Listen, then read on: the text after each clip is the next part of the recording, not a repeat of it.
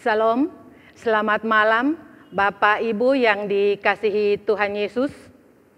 Ibadah keluarga pada malam hari ini dalam pembacaan firman Tuhan terambil dari Alkitab Yosua pasal 8 ayat 14 sampai dengan ayatnya yang ke-29. Yang tentu saja Bapak Ibu sudah membacanya masing-masing dalam rumah tangga. Yosua pasal 8 ayat 14 sampai 29 dengan tema mengalah untuk menang.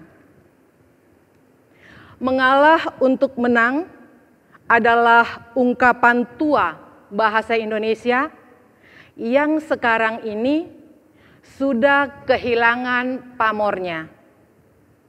Fasilitas dan dukungan yang memotivasi orang untuk mau mengalah memang sangat kurang. Tetapi mari kita belajar bahwa mengalah adalah hal yang masih relevan untuk kita laksanakan. Karena sebagai orang Kristiani, Tuhan memerintahkan kita untuk mengalah. Mari kita belajar dari firman Tuhan pada malam hari ini.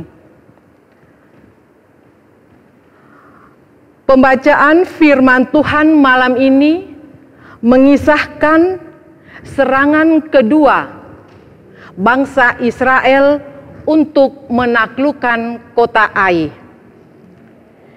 Dikisahkan bahwa firman Tuhan datang kepada Yosua dengan mengatakan, "Jangan takut dan jangan tawar hati, karena Tuhan berjanji menyerahkan kota Ai ke dalam tangan Yosua."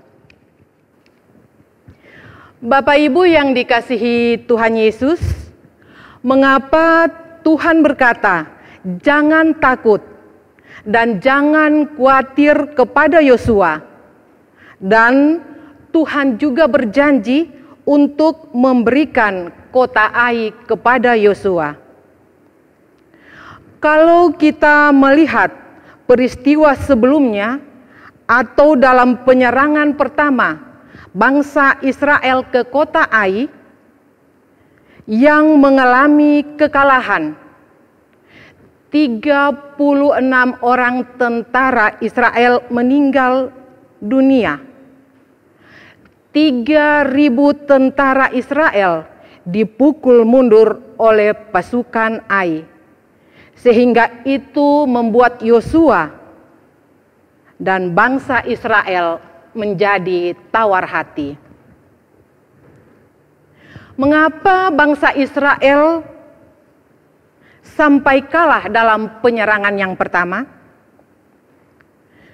Karena bangsa Israel dan Yosua terlalu percaya diri karena kemenangan yang mereka raih dalam penyerangan ke kota Yeriko. Mereka melihat kota Yeriko jauh lebih dahsyat dengan tembok-temboknya yang tidak mampu disentuh dengan mudah.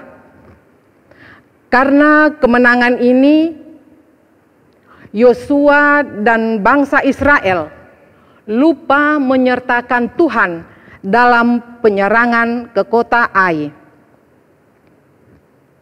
Mereka lupa bahwa yang berperang adalah Tuhan. Oleh karena itu, Yosua dan bangsa Israel mereka bertindak sendiri. Mereka tidak menunggu perintah atau komando daripada Tuhan untuk menyerang kota Ai. Selain itu juga kekalahan bangsa Israel dan Yosua dalam penyerangan pertama ke kota Ai karena perbuatan Akan.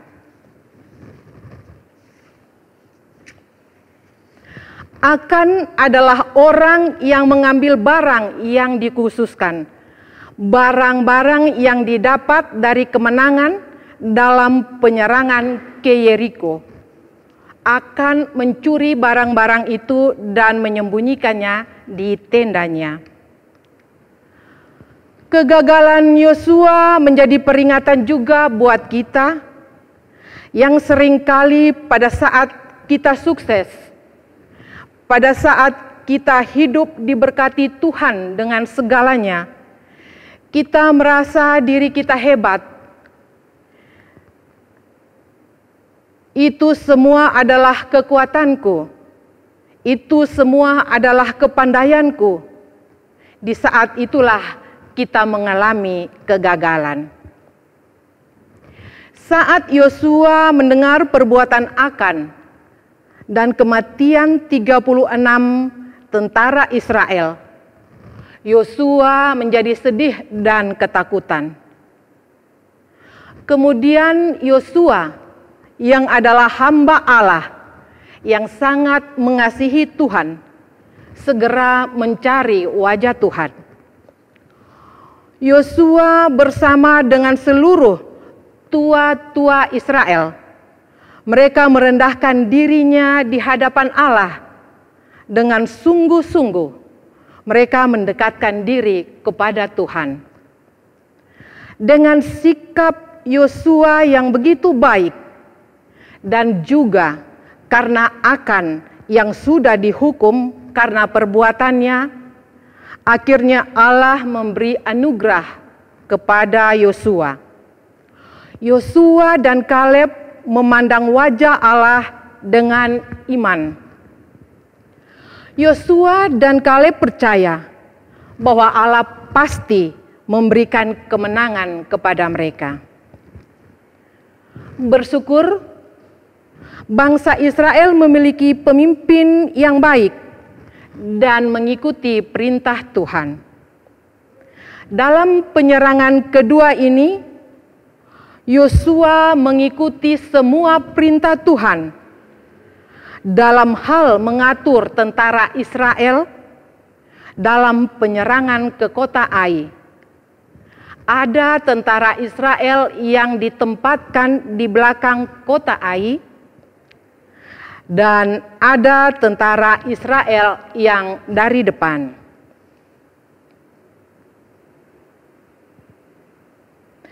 Ketika tentara Ai melihat orang Israel, mereka dikerahkan, semua tentara Ai dikerahkan untuk mengejar tentara Israel. Karena sudah mendapat perintah, karena sudah mendapat arahan dari Yosua, maka tentara Israel berpura-pura kalah. Mereka lari jauh meninggalkan kota Ai. Dan tentara Ai mengejar mereka sampai jauh meninggalkan kota Ai. Seluruh pasukan tentara Ai dikerahkan untuk mengejar tentara Ai. Pada saat tentara Ai sudah jauh meninggalkan kotanya, Tuhan memerintahkan Yosua untuk mengacungkan lembing yang ada di tangannya menghadap ke kota Ai.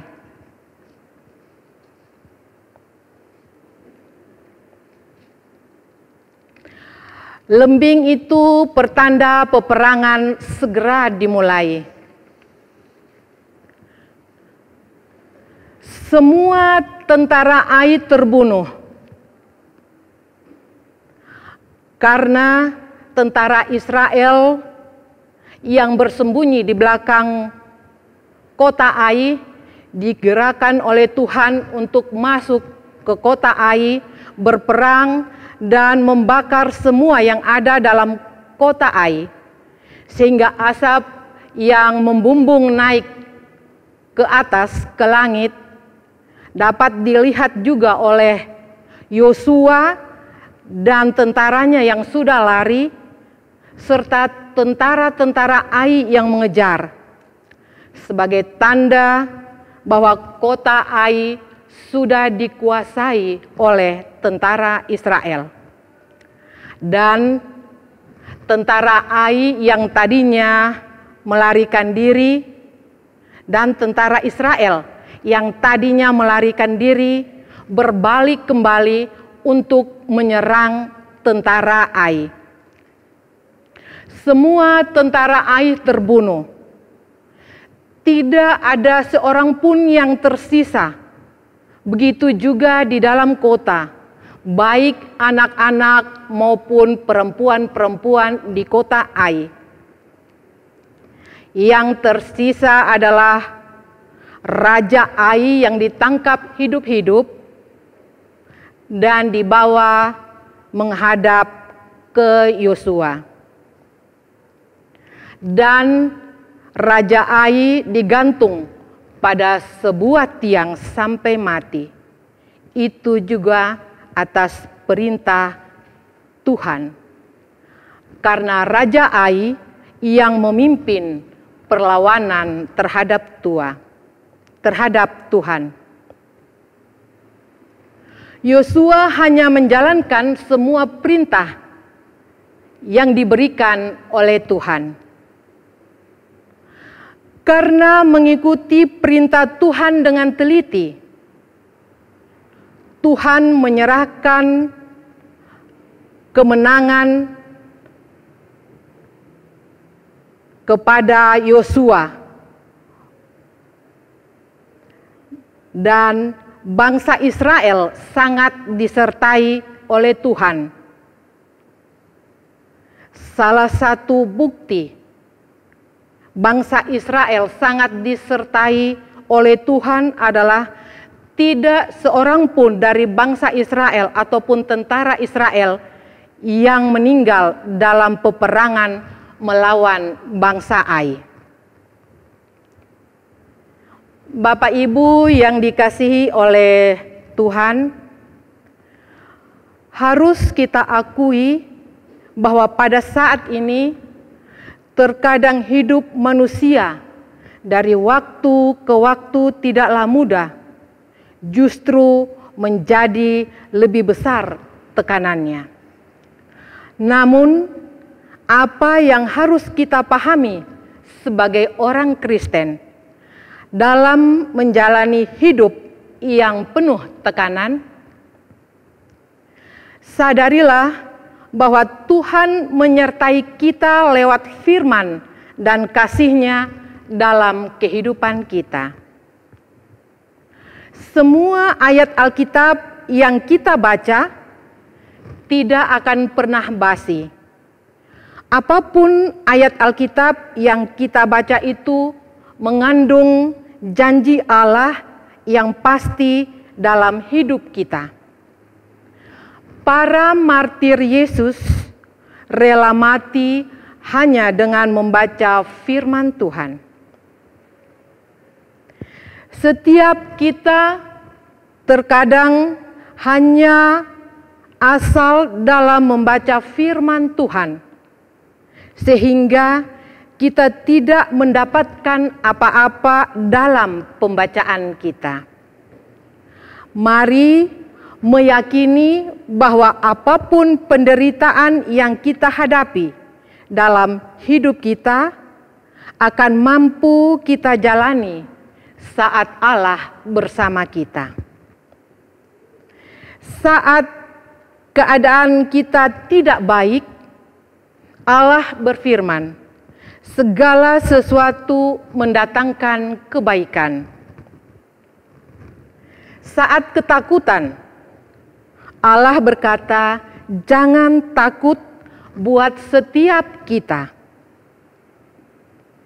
Ingatlah bahwa Allah selalu terus bersama dengan kita sampai kapanpun, sampai akhir zaman.